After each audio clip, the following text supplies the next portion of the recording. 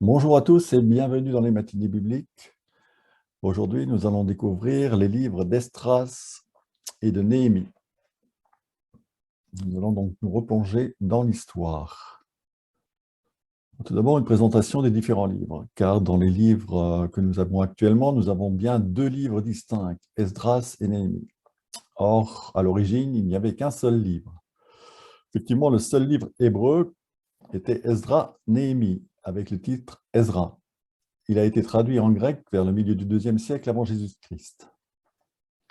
Dans la Septante, Esdras, avec la traduction plus ancienne Esdras-Néhémie, nomme les deux livres comme Esdras A et Esdras B respectivement. Nous avons donc deux livres qui sont identiques dans leur nomination, Esdras, Esdras. Et Origène, au IIIe siècle après Jésus-Christ, a fait remarquer que le livre d'Esdras en hébreu pourrait alors être considéré comme un livre double. Et Jérôme, au Ve siècle, a rejeté la duplication. Dans sa traduction Vulgate de la Bible en latin, de l'hébreu. Et par conséquent, tous les premiers manuscrits de Vulgate présentaient Esdras-Néhémie comme un seul livre. Nous avions donc une différence de point de vue entre Origène et Jérôme. Mais à partir du IXe siècle, on trouve des Bibles latines qui, pour la première fois, séparent les sections d'Esdras et de Néhémie en deux livres distincts. Et cela devient la norme dans les Bibles de Paris à partir du XIIIe siècle. Et aujourd'hui encore, nous avons dans nos Bibles bien deux livres distincts, Esdras et Néhémie. Mais comme nous allons le voir, ils forment une cohérence historique et littéraire. Nous allons donc les étudier en une seule séance. Bien sûr, on ne va pas lire tous les chapitres des deux livres, mais simplement des morceaux choisis. Alors, les deux livres sont reconnus par toutes les confessions chrétiennes, donc catholiques, orthodoxes et protestantes, et ils s'appellent livre d'Esdras et de Néhémie, sauf dans certaines confessions protestantes, où ils ont gardé livre d'Esdras. Et les chrétiens orthodoxes acceptent un troisième et un quatrième livre d'Esdras, comme canonique, qu'on appelle généralement deutérocanonique.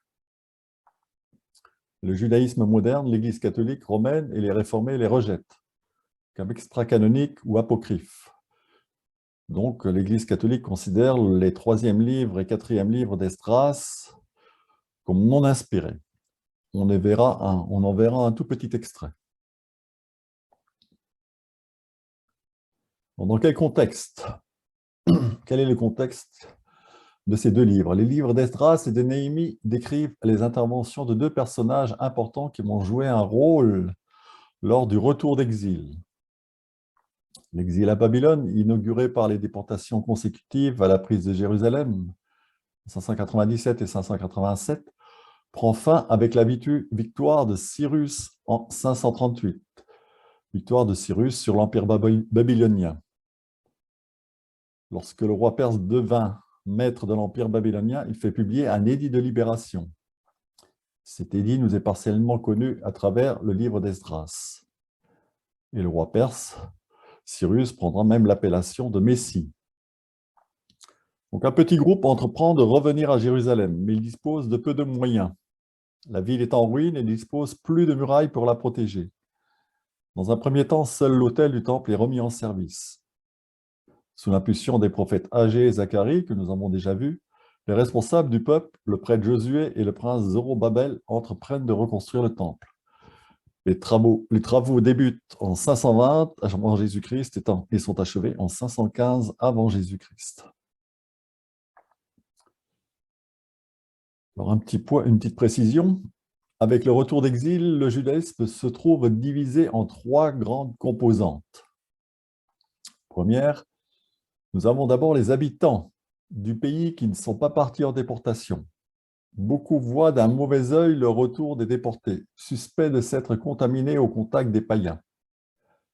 La théologie des nouveaux venus a beaucoup évolué pendant l'exil et semble incompatible, incompréhensible ou même hérétique à ceux qui pensent avoir gardé l'authentique judaïsme sur la terre de leur père. De plus, Jérusalem appartient maintenant au district administratif de Samarie, et le gouverneur de ce district tolère difficilement que l'on empiète sur son domaine d'autorité. Deuxième composante, il y a les déportés de retour à Jérusalem. Ceux-ci font partie de l'élite qui avait été déportée. Ce sont des princes, des prêtres, des scribes, des savants, les ingénieurs, les architectes. Ils considèrent avec une certaine condescendance ceux qui sont restés dans le pays et qui, faute de chefs et de prêtres, ont erré et ont peut-être même contaminé le judaïsme avec des pratiques idolâtriques. Leur objectif est de fermement reprendre en main ces égarés.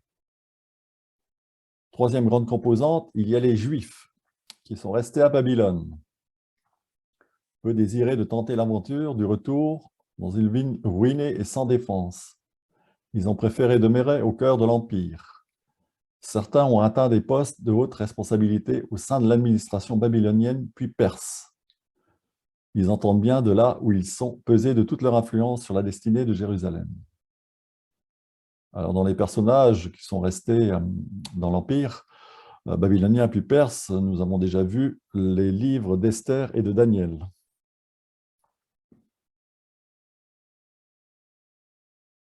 Bon, je vais passer ces slides pour reprendre ce que vous connaissez bien maintenant sur l'histoire. Il faut bien replacer les livres d'Esdras, de Néhémie, dans leur contexte historique. Donc, je vous rappelle la période de captivité, 550 avant Jésus-Christ.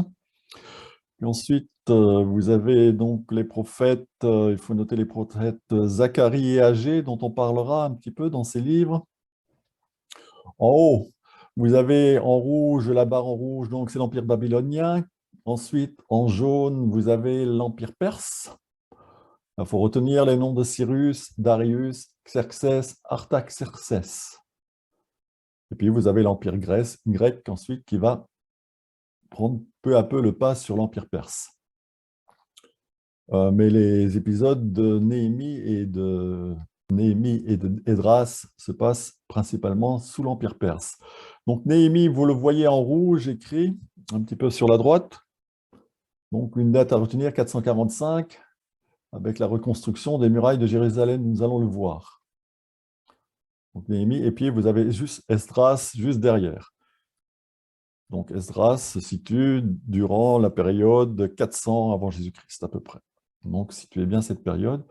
Et vous avez un personnage dans l'Empire grec qui apparaît ici juste en petit, c'est Platon. Ça permet de situer dans l'histoire. Voilà pour l'histoire. Alors, quelques précisions encore. Néhémie, c'est le gouverneur. Sa première mission, c'est de rebâtir les remparts. Néhémie est un exilé qui a fait fortune à Babylone et qui s'est élevé à de hautes fonctions à la cour d'Artaxerxès, donc l'Empire perse.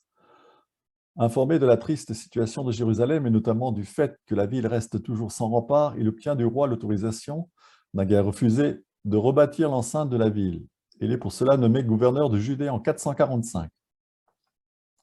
Avec beaucoup de finesse, car il sait que sa nomination ne sera pas favorablement accueillie par les autorités en place, il organise les travaux de restauration qui démarrent de façon rapide.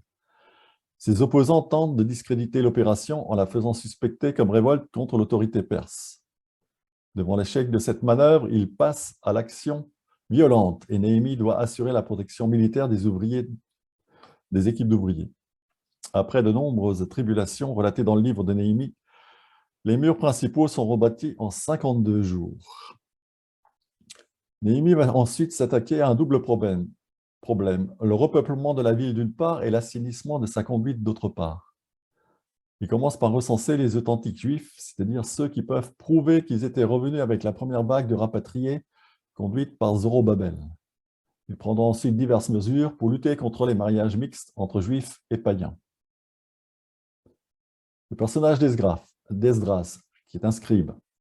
Pour le retour à plus de sainteté, Néhémie va recourir au service d'un autre personnage, Esdras, un prêtre qualifié de scribe qui va lors d'un important rassemblement liturgique procéder à la lecture du livre de la Torah, de la loi de Moïse. Ces lectures se font en deux temps, proclamation du texte hébreu, puis traduction et commentaire en araméen, pour la plus grande partie de la foule qui ne connaît pas l'hébreu. Ce mode de lecture se retrouvera dans la liturgie synagogale avec le lecteur qui lit à voix basse le texte hébreu et le traducteur appelé métourgman proclame à voix haute la traduction araméenne. l'araméen était devenu la langue traditionnelle, après le retour d'exil. Après la lecture de la loi, on procède à un jeûne et à une liturgie pénitentielle, prélude à une célébration du renouvellement de l'Alliance. Après diverses mesures, Néhémie achève sa première mission en 433 et retourne à Suse.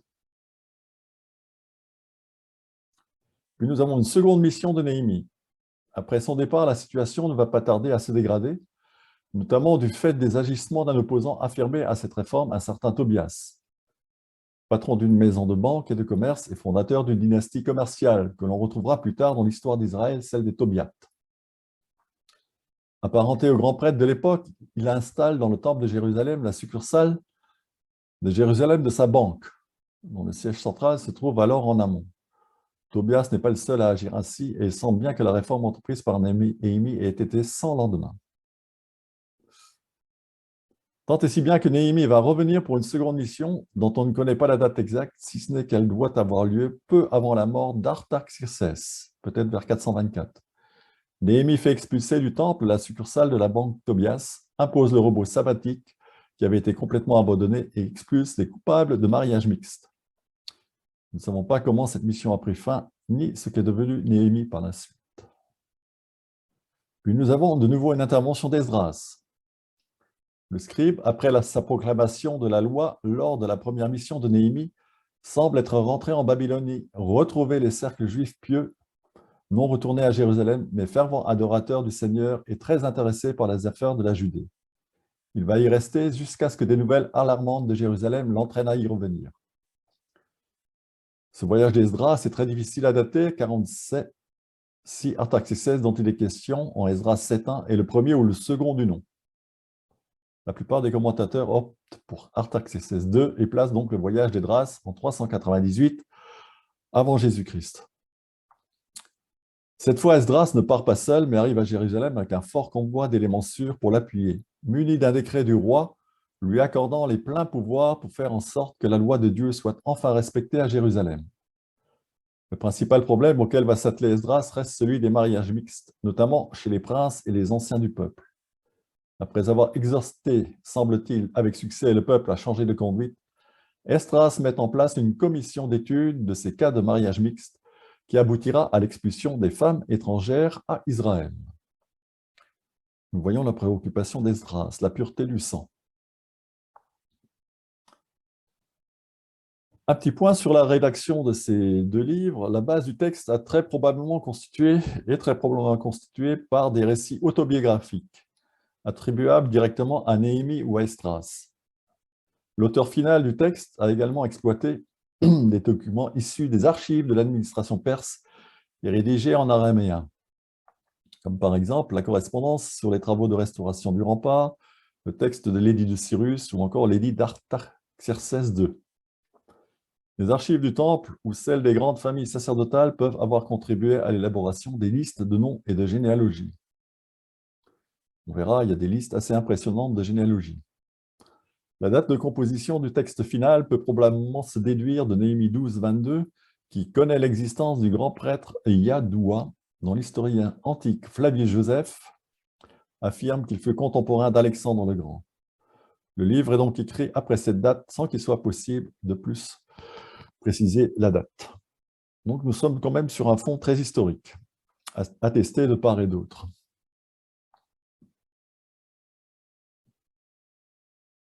Alors le plan du livre d'Esdras. Nous avons une première grande partie avec la situation Judée, l'édit de Cyrus, le premier retour, la liste des déportés et la reconstruction du temple. Une deuxième grande partie avec le voyage et l'intervention d'Esdras. Présentation d'Esdras et son voyage à Jérusalem, document royal qui donne autorité à Esdras, la prière d'Esdras, le voyage, la réglementation sur les mariages des Juifs avec des étrangères, l'expulsion des étrangères lors de Jérusalem et liste des coupables de mariage mixte. Voilà, nous allons donc partir à la lecture d'une partie du livre d'Esdras. Puis nous verrons le livre de Néhémie. Or, la première année de Cyrus, roi de Perse, afin que s'accomplisse la parole du Seigneur, sortit de la bouche de Jérémie, le Seigneur éveilla l'esprit de Cyrus, roi de Perse, afin que dans tout son royaume, il fît publier une proclamation et même un écrit pour dire: Ainsi parle Cyrus, roi de Perse, tous les royaumes de la terre, le Seigneur, le Dieu des cieux, me les a donnés. Il m'a chargé lui-même de lui bâtir une maison à Jérusalem, qui est en Juda. Parmi vous, qui appartient à tout son peuple? Que son Dieu soit avec lui et qu'il monte à Jérusalem, en Juda, bâtir la maison du Seigneur. Le Dieu d'Israël, c'est le Dieu qui est à Jérusalem. En tout lieu où réside le reste du peuple, que les gens de ce lieu apportent à chacun de l'argent, de l'or, des biens et du bétail, ainsi que l'offrande volontaire pour la maison du Dieu qui est à Jérusalem. Donc nous avons une confession de foi de Cyrus, roi de Perse, et donc qui va rassembler tous les Juifs dispersés, qui va essayer de rassembler les Juifs dispersés pour les renvoyer chez eux. Alors se levèrent les chefs de famille de Juda et de Benjamin, les prêtres et les Lévites, bref, tous ceux dont Dieu avait éveillé l'esprit pour aller bâtir la maison du Seigneur qui est à Jérusalem.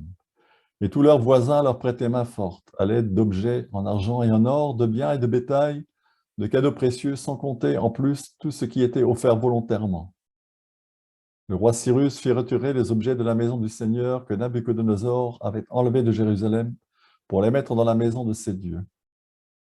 Cyrus, roi de Perse, les fit retirer par l'entremise du trésorier Mithrédate, qui les fit prendre en compte par Shébassar, le prince de Juda. Voici le compte: plat d'or 30, plat d'argent 1000, couteau 29, bol d'or 30, bol d'argent de second ordre 410, autres objets 1000. Total des objets en or et en argent 5400. Shébassar remporta le tout lorsque les déportés montèrent de Babylone à Jérusalem. Ensuite, nous avons toute une liste des déportés. Alors, on ne va pas lire, mais vous voyez ici un dénombrement assez précis de l'ensemble des personnes, avec à chaque fois les fils du chef de clan. Vous voyez, il y a des clans qui sont très importants, avec 1222 personnes pour les fils de Asgad, verset 12, ou encore 1254, verset 7, les fils d'Alam. Plus important, je remonte, les fils de Moab, de 1812. Donc, vous voyez, très important.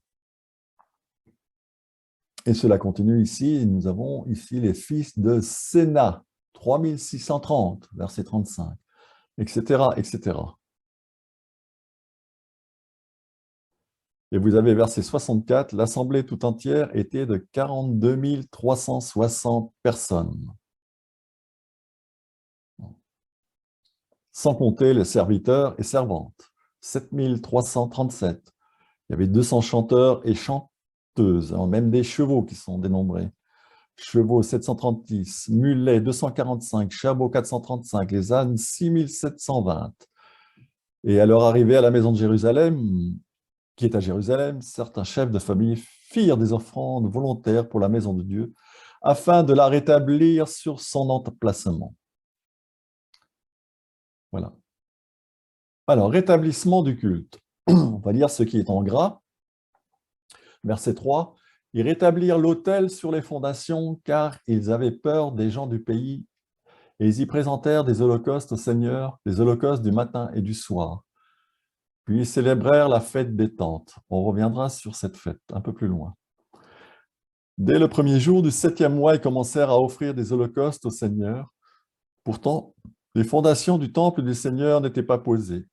Aussi donnèrent-ils de l'argent aux tailleurs de pierre et aux charpentiers, ainsi que des vivres, de la boisson et de l'huile aux Sidoniens et aux Tyriens, pour qu'ils fassent venir par mer du bois de cèdre du Liban, jusqu'à Jaffa, suivant l'autorisation que le roi de Perse, Cyrus, leur accorda. Verset 10. Alors les bâtisseurs posèrent les fondations du temple du Seigneur, tandis qu'on plaçait les prêtres en costume avec les trompettes, ainsi que les Lévites, fils d'Azaph, avec les cymbales, pour qu'ils louent le Seigneur d'après les ordonnances de David, roi d'Israël. Dans la louange et l'action de grâce envers le Seigneur, il se répondait: car il est bon, car sa fidélité dure toujours pour Israël. Tout le peuple poussait de grandes ovations en louant le Seigneur à cause de la fondation de la maison du Seigneur. Chapitre 4, obstruction des ennemis de Juda. Quand les ennemis de Juda et de Benjamin apprirent que les déportés bâtissaient un temple au Seigneur, le Dieu d'Israël, ils s'approchèrent de Zorobabel et des chefs de famille et leur dirent: Nous voulons bâtir avec vous. Comme vous, en effet, nous cherchons Dieu, le vôtre, et nous lui offrons des sacrifices depuis le temps d'Assaradon, roi d'Assyrie, qui nous a fait monter ici. Mais Zorobabel, Josué et le reste, les chefs de famille d'Israël leur dirent: Nous n'avons pas à bâtir, vous et nous, une maison à notre Dieu. C'est à nous seuls de bâtir pour le Seigneur, le Dieu d'Israël, comme nous l'a ordonné le roi Cyrus, roi de Perse. Les gens du pays en arrivèrent pourtant à rendre défaillantes les mains du peuple de Juda et à effrayer les bâtisseurs. Ils payèrent contre eux des conseillers pour faire échouer leurs plans durant tout le temps de Cyrus, roi de Perse, jusqu'au règne de Darius, roi de Perse. Donc ensuite, nous avons un échange de correspondance entre Xerxès et Artaxerxès. Sous le règne d'Exercès, au début de son règne, ils écrivirent une accusation contre les habitants de Juda et de Jérusalem. On doit faire connaître au roi que les Juifs, montés de chez toi pour venir chez nous, à Jérusalem, reconstruisent la ville rebelle et méchante. Ils font relever les murs et font examiner les fondations. On doit maintenant faire connaître au roi que si cette ville est reconstruite et ses murs relevés, ils ne donneront plus de tribut, d'impôts et de droits de passage, ce qui finalement causera du tort au roi. Donc on voit la machination des opposants de la construction du temple de Jérusalem. Nous faisons savoir au roi que si cette ville est rebâtie et si ses murs sont relevés, par là même tu n'auras plus de possession en Trans-Euphratène. Trans-Euphratène, c'est la région qui se situe à l'est, à l'ouest de l'Euphrate. Trans-Euphratène, au-delà de l'Euphrate, à l'ouest de l'Euphrate. Le roi envoya cette réponse au chancelier Réhoum, au secrétaire Shimana et à leurs autres collègues qui habitent à Samarie dans le reste de la Transtapène, paix, etc. Je passe au verset 21. Maintenant, donnez l'ordre de faire cesser le travail de ces gens, que cette ville ne soit pas rebâtie jusqu'à ce que l'ordre en soit donné par moi. Dès que la copie de cet acte officiel du roi Artaxerxès fut lue en présence de Réhoum, du secrétaire Shimaïn et de leurs collègues, ils allèrent en hâte à Jérusalem auprès des Juifs et leur firent cesser le travail par la force et la violence. Alors, à Jérusalem, le travail de la maison de Dieu cessa et cet arrêt dura jusqu'à la 2e année du règne de Darius, roi de Perse. Donc, on voit donc les difficultés ici, suite au retour de l'exil. Il y a une opposition qui se manifeste.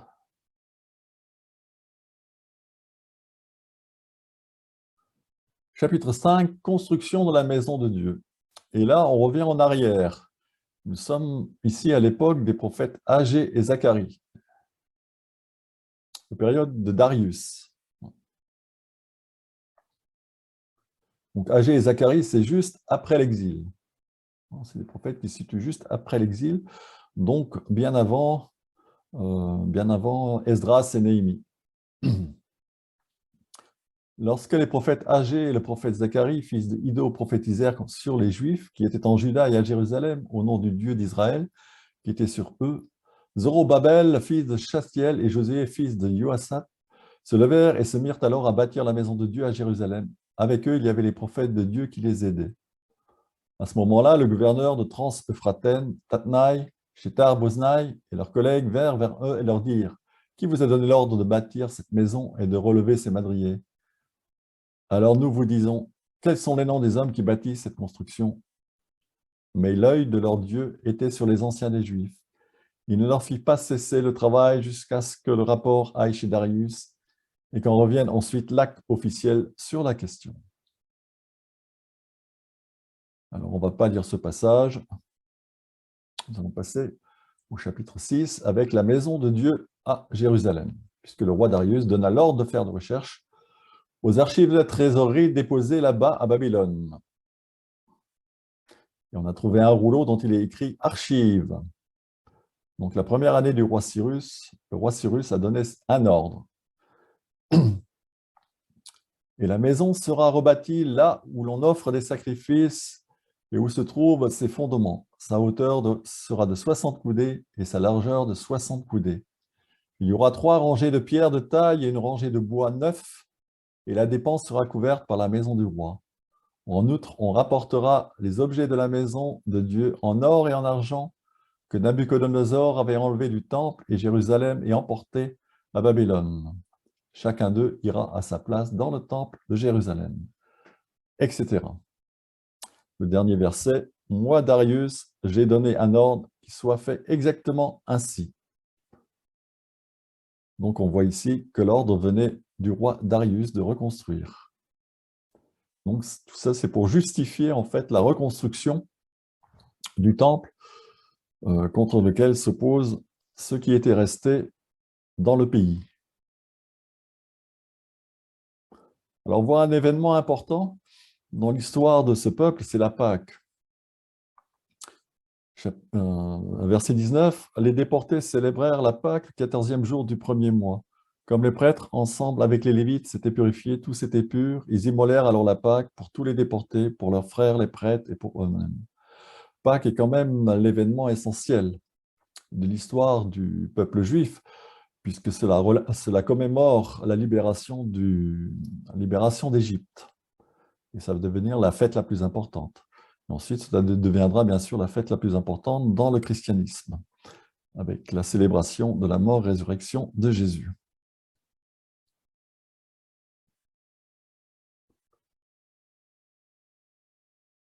Donc ensuite, nous avons une présentation très succincte du scribe Esdras. Après ces événements, sous le règne du roi de Perse, Artaxerxès, Esdras, fils de Seraïa, fils d'Aria, fils de, etc. C'était un scribe, expert dans la loi de Moïse donnée par le Seigneur Dieu d'Israël. Donc à travers ce verset, nous savons que c'était un scribe. Ensuite, nous avons la copie de la lettre d'Artaxerxès. Donc, vous voyez que le texte s'ancre vraiment dans l'histoire. Voici la copie de l'acte officiel que le roi Artaxerxès donna au prêtre scribe Esdras, scribe des paroles ordonnées par le Seigneur et de ses lois au sujet d'Israël. Artaxerxès, le roi des rois, au prêtre Esdras, scribe de la loi du Dieu des cieux, salut, etc. Voici mes ordres dans mon royaume. Quiconque parmi le peuple d'Israël, ses prêtres et ses lévites, est volontaire pour aller à Jérusalem, qu'il aille avec toi. Donc là, nous avons le retour d'Esdras. Verset 25, « Quant à toi, Esdras, avec la sagesse de ton Dieu qui est dans ta main, établis des juges et des magistrats qui rendent la justice à tout le peuple de Trans-Euphrate, à tous ceux qui connaissent les lois de ton Dieu, et vous les ferez connaître à qui ne les connaît pas. Quiconque n'accomplira pas la loi de ton Dieu et la loi du roi exactement, que la sentence lui soit appliquée, soit la mort, soit la bastonnade, soit une amende ou la prison. » Donc, il donne tout mandat à Esdras pour organiser les juges, les magistrats et rendre la justice. Ensuite, nous avons le chapitre 8, tous les compagnons d'Esdras. Nous allons passer, nous avons toujours la même généalogie que nous avons déjà vue avec un dénombrement.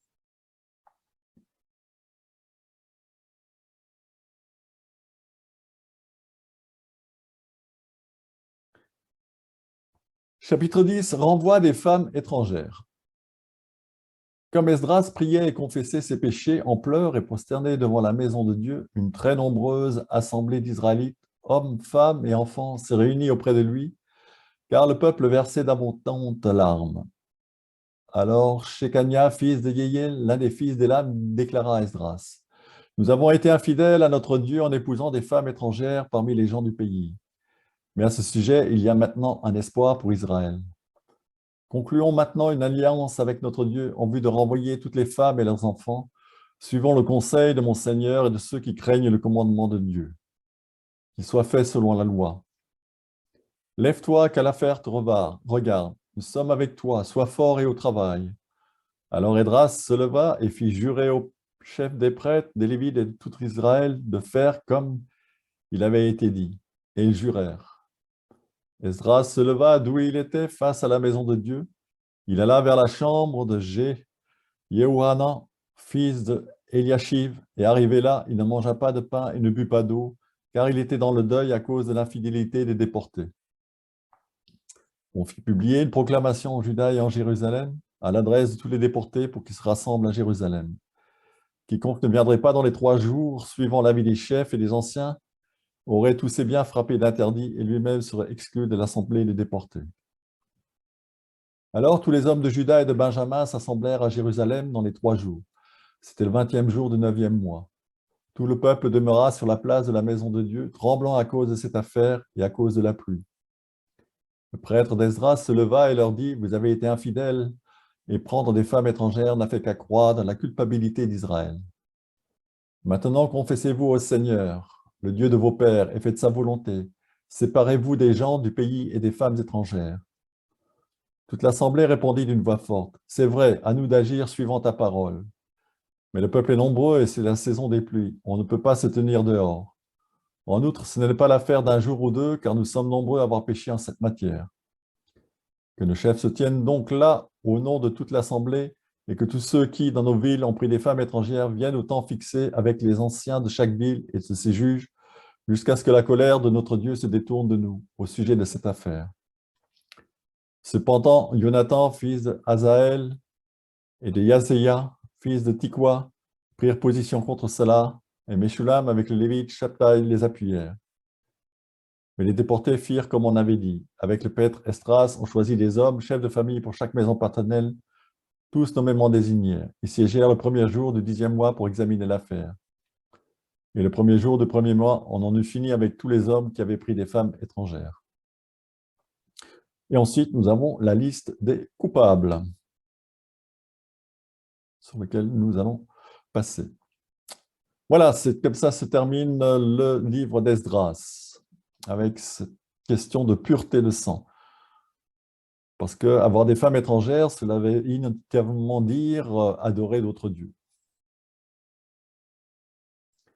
Le troisième livre d'Esdras, c'est un livre qu'on appelle apocryphe et qui n'est reconnu que par les traditions orthodoxes. Alors, les chapitres 1 à 6 du troisième livre d'Esdras décrivent le décret de Cyrus, en 537 avant Jésus-Christ, avec le retour des Juifs sous Zorobabel. Donc, cela reprend un petit peu ce que nous avons vu. Et ensuite, les chapitres 7 à 10, qui se déroulent 60 à 80 ans plus tard, Esdras va à Jérusalem. Avec ses compagnons, il jeûne et prie pour obtenir protection. Et à Jérusalem, ils apprennent que de nombreux Juifs ont épousé des étrangères. Considérant qu'ils se sont souillés, Esdras prie pour eux et les convainc de renvoyer femmes et enfants. On retrouve là aussi la thématique du livre d'Esdras. Alors, on ne va pas lire puisque ça reprend les thèmes. Quatrième livre d'Esdras. Le quatrième livre d'Esdras, c'est une apocalypse. C'est un pseudépigraphe, donc un prête-nom, attribué au scribe israélite Esdras et écrit au 1er siècle. Donc, il est plus tardif que les livres d'Esdras. Pseudépigraphe, cela signifie qu'on attribue à un personnage un livre. Ce n'est pas Esdras qui a écrit ce livre. On va juste lire un petit extrait. Chapitre 2. Moi, Esdras, j'ai vu sur le mont Sion une grande foule que je n'ai pu dénombrer, et tous louaient ensemble le Seigneur avec des cantiques. Au milieu d'eux, il y avait un jeune homme de haute taille, plus élevé que tous. Il plaçait une couronne sur la tête de chacun d'eux et il les surpassait. Moi, j'étais saisi par ce prodige. Alors j'interrogeai l'ange et je dis, « Qui sont ceux-ci, Seigneur ?» En réponse, il me dit, « Ce sont ceux qui ont déposé la tunique mortelle et ont pris l'immortel, et qui ont confessé le nom de Dieu. À présent, ils sont couronnés et reçoivent des palmes. » Je dis à l'ange, « Quel est ce jeune homme qui place sur eux des couronnes et leur remet des palmes dans les mains ?» En réponse, il me dit, « C'est le Fils de Dieu lui-même qu'ils ont confessé dans le monde. » Moi donc, je me mis à magnifier ceux qui m'ont tenu bon vaillamment pour le nom du Seigneur. L'ange me dit alors, « Va et annonce à mon peuple, quelle grande merveille du Seigneur, Dieu, tu as vu. » Donc nous sommes ici vraiment dans un style apocalyptique, avec cette grande foule, sur le mont Sion, sur la montagne de Jérusalem. Un jeune homme qui est intitulé Fils de Dieu, Alors, au Fils de Dieu, bien sûr, on pense tout de suite à Jésus, mais le texte ne permet pas de conclure permet pas de conclure que ce Fils de Dieu est Jésus, bien sûr. Nous sommes quand même au 1er siècle avant Jésus-Christ. Nous avions déjà des expressions similaires dans d'autres textes avec le Fils de l'homme. Donc, nous avons aussi cette notion d'immortalité qui apparaît, donc c'est l'influence grecque ici. On avait vu dans le livre de Daniel que la notion d'immortalité, de résurrection, commençait tout doucement à apparaître. Voilà un texte un petit peu particulier, donc qui n'est pas reconnu comme canonique par l'Église catholique, uniquement reconnu comme canonique par les confessions orthodoxes. Et nous passons au livre de Néhémie. Néhémie, le plan, une première mission de Néhémie avec le voyage vers Jérusalem, puis ensuite les travaux de Jérusalem. Et nous avons la première mission. Ensuite, en deuxième grande partie, nous avons la première mission d'Esdras, avec la lecture publique de la loi, et un jeûne et une célébration pénitentielle.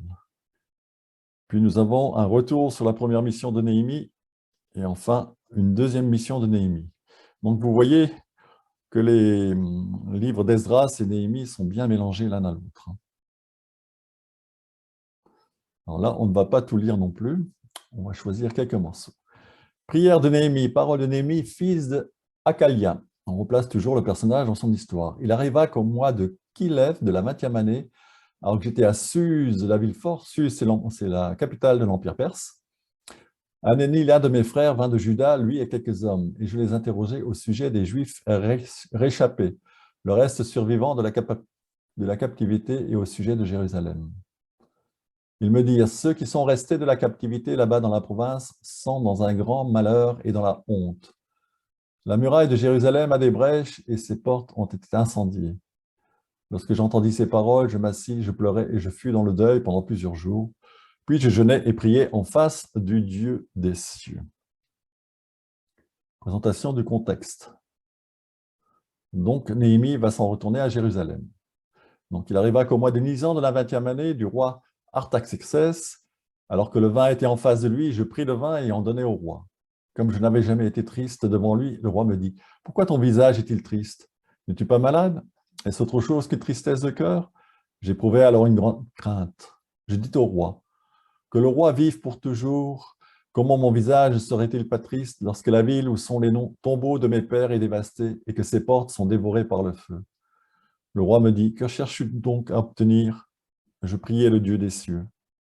Puis je dis au roi, « Si cela paraît bon au roi et si ton serviteur est agréable à tes yeux, alors tu m'enverras vers Juda, vers la ville des tombeaux de mes pères, pour que je la reconstruise. » Le roi, à côté de qui la reine était assise, me dit, « Jusqu'à quand durera ton voyage et quand reviendras-tu » Il parut bon au roi de m'envoyer ainsi, et je lui indiquai un délai.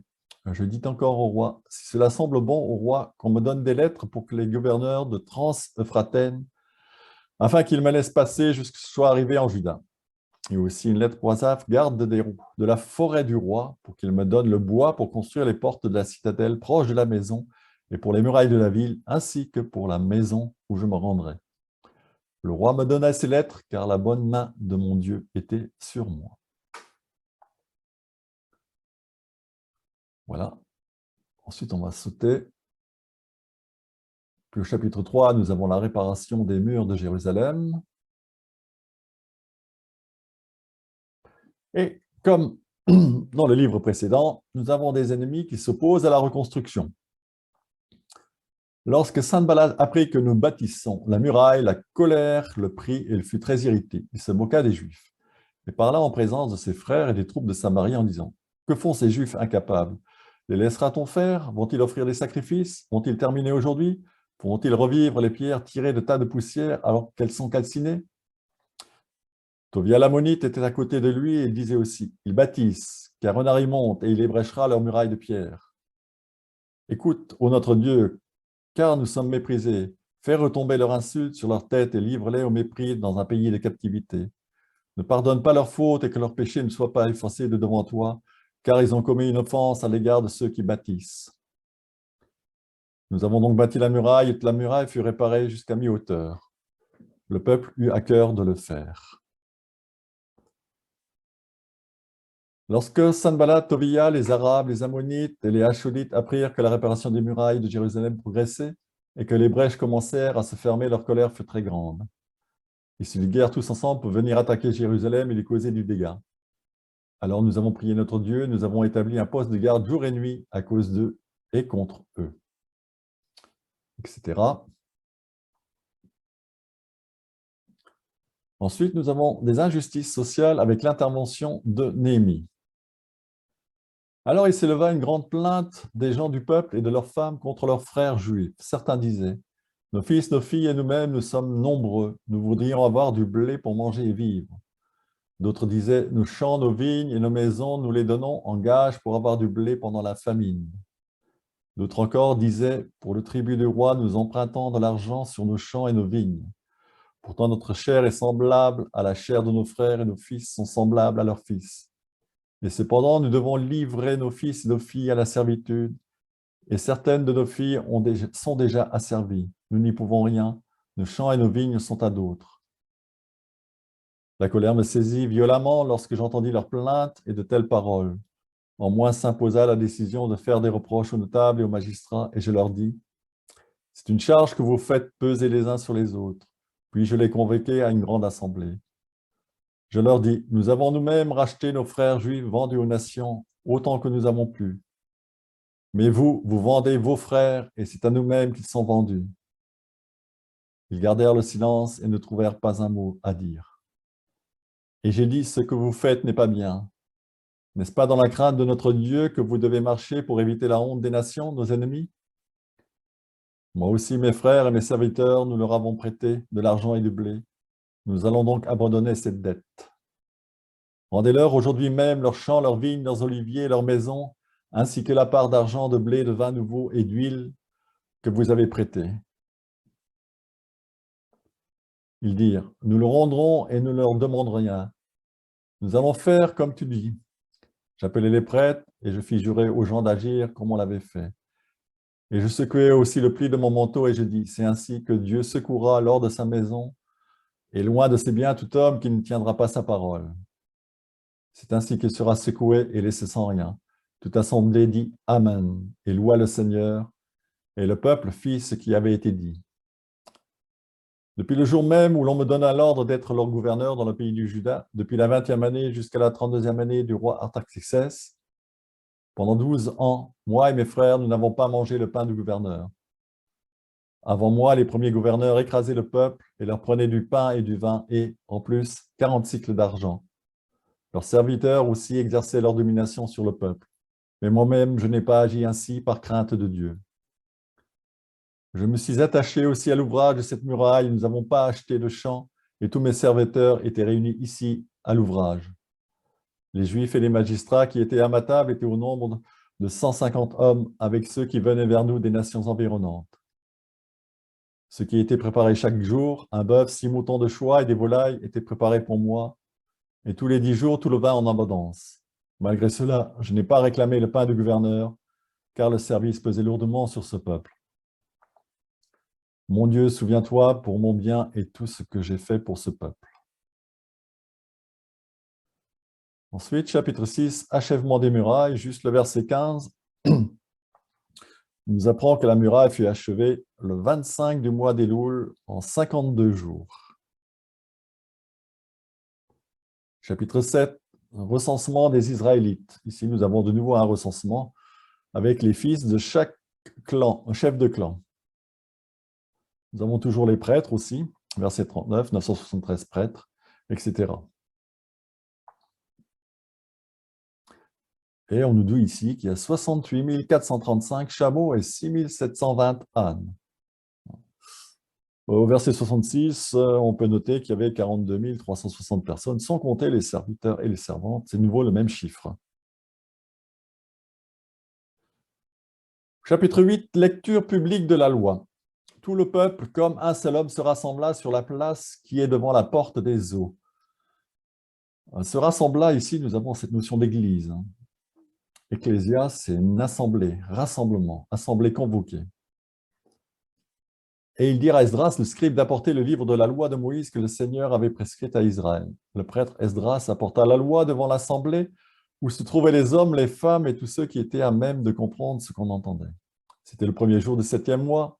Il lut dans le livre sur la place qui est devant la porte des eaux, depuis l'aube jusqu'au milieu de la journée, en face des hommes, des femmes et de ceux qui pouvaient comprendre. Les oreilles de tout le peuple étaient attentives au livre de la loi. Donc après, il y a la lecture de la loi. Et au verset 12, alors tout le peuple s'en alla pour manger et boire, pour faire porter des portions et pour manifester une grande joie, car ils avaient compris les paroles qu'on leur avait fait connaître. Le deuxième jour, les chefs de famille de tout le peuple, les prêtres et les lévites se rassemblèrent auprès du scribe Esdras pour bien discerner le sens des paroles de la loi. Ils trouvèrent écrit dans la loi que le Seigneur avait prescrite par l'intermédiaire de Moïse que les fils d'Israël devaient habiter dans des huttes pendant la fête du 7e mois et qu'ils devaient le faire savoir et en publier l'annonce dans toute leur ville et à Jérusalem en ces termes. Sortez dans la montagne et rapportez du feuillage d'olivier sauvage, du feuillage de myrte, du feuillage de palmier, du feuillage d'arbres touffus pour faire des huttes, comme il est écrit.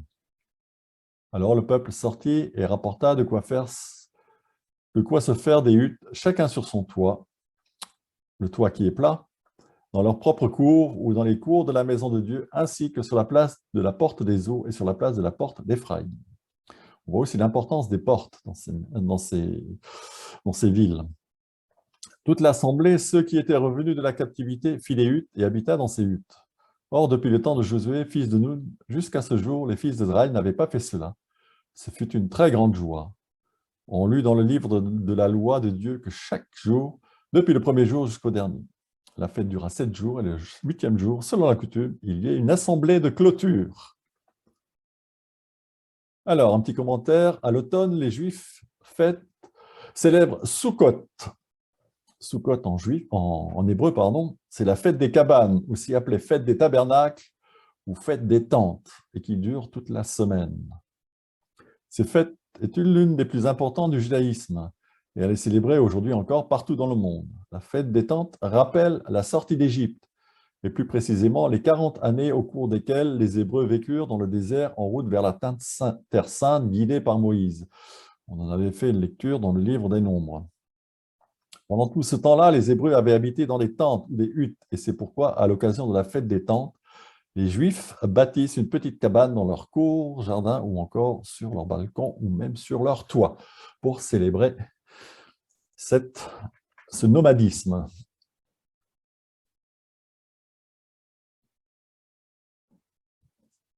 Ensuite, nous avons chapitre 9, prière de confession des péchés.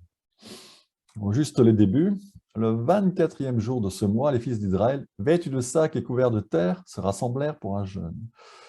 Donc nous avons ici l'expression traditionnelle, vêtu de sacs, couvert de terre ou couvert de cendres, pour marquer une humilité. Ceux qui étaient de la race d'Israël se séparèrent de tous les étrangers, une séparation, et se mirent en place pour confesser leurs péchés et leurs fautes de leur père. Ils se levèrent à leur place et ont lu pendant un quart de la journée dans le livre de la loi du Seigneur leur Dieu. Pendant un autre quart, ils firent leur confession et se prosternèrent devant le Seigneur leur Dieu. Donc nous voyons ici que la notion de confession est finalement très, très ancienne. Et bien sûr, cela deviendra un sacrement, mais bien plus tard dans le christianisme. Mais la confession existait bien avant le christianisme.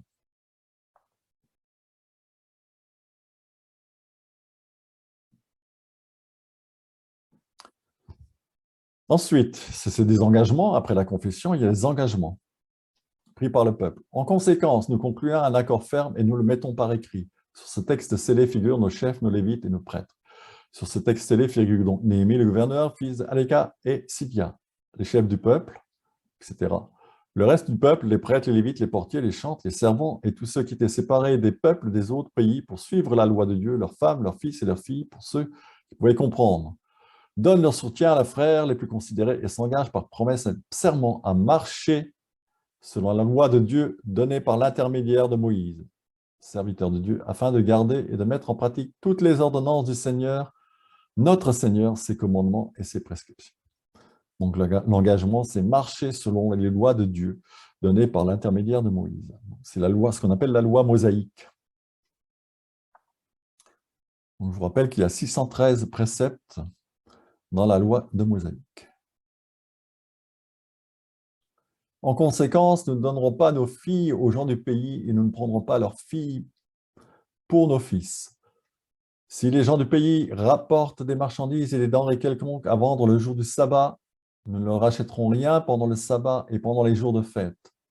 Et la 7e année, nous ferons relâche et remise des dettes de toutes sortes. Alors, cette 7e année, je vous ai mis en bleu en bas cet extrait du Deutéronome, cet extrait, commentaire du Deutéronome. Tous les 7 ans, dit le Deutéronome, les Israélites ont l'obligation de libérer les esclaves hébreux qui se sont vendus à eux pour dette et de leur offrir quelques produits de leur petit bétail, de leurs champs et de leurs pressoirs afin qu'ils ne rentrent pas chez eux les mains vides. Donc, c'est une année jubilaire, tous les 7 ans. Et le Lévitique transformera les 7 ans en 50 ans.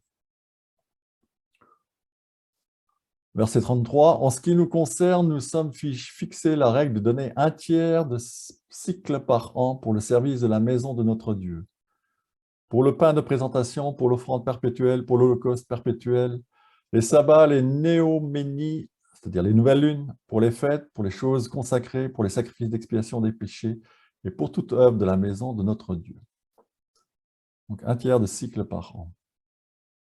Nous, les prêtres, les Lévites et le peuple, nous avons aussi tiré au sort à propos de l'offrande de bois qu'on doit apporter à la maison de notre Dieu, selon nos familles au temps fixé chaque année, afin d'allumer le feu sur l'autel du Seigneur notre Dieu, comme il est écrit par la loi. Dans la loi.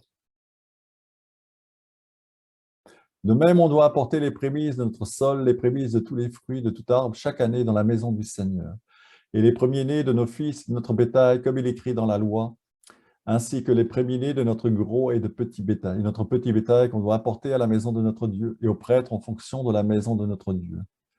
La meilleure partie de nos pâtes, de nos prélèvements, les fruits de tout arbre, du vin nouveau et de l'huile, nous l'apporterons aux prêtres dans les chambres de la maison de notre Dieu, ainsi que la dîme de notre sol aux Lévites. Ceux-ci, les Lévites, prendront la dîme dans toutes les villes où nous travaillons, etc. Donc, nous avons ici un rappel de la loi mosaïque que nous avons déjà étudié dans le livre du Lévitique. Ensuite, nous avons de nouveau un recensement avec la répartition des habitants de Jérusalem, sur lequel nous avons sauté. Chapitre 12, on a tous les prêtres et les Lévites. Recensement. Nous avons une fête de la dédicace de la muraille, c'est-à-dire une inauguration de la muraille. Pour la dédicace de la muraille de Jérusalem, on allait chercher les Lévites dans tous leurs lieux de résidence pour les faire venir à Jérusalem, afin de célébrer joyeusement la dédicace, avec des louanges et des chants, des cymbales, des lyres et des harpes. Les fils des chantres se rassemblèrent depuis la région des alentours de Jérusalem et depuis les villages des Neuphatites, depuis Beth-Gidal et de la campagne de Geva et de Azmavet, car les chantres s'étaient bâtis des villages aux environs de Jérusalem. Les prêtres et les Lévites se purifièrent et purifièrent le peuple, les portes et la muraille. En fait, de la dédicace de la muraille. Ensuite, nous avons chapitre 13, un récapitulatif des réformes accomplies par Néhémie. On ne va pas les relire. Et cela se termine par cette phrase « Souviens-toi de moi, mon Dieu, pour le bien ».